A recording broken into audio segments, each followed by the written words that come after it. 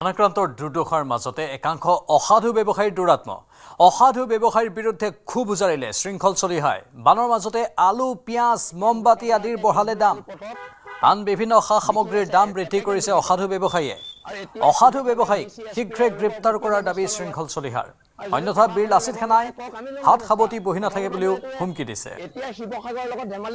আলুৰ দাম বঢ়াইছে পিঁয়াজৰ দাম বঢ়াইছে পানী বটলৰ দাম বঢ়াইছে মমবাতি এপেকেট 200 টকাকে খিজনুৰ আলী পথত তাত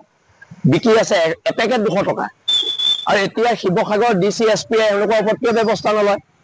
আৰু যদি প্ৰশাসনে ল'ব নোৱাৰে কওক আমি ল'ম ব্যৱস্থা কথা বতৰাবোৰ এইটোৱে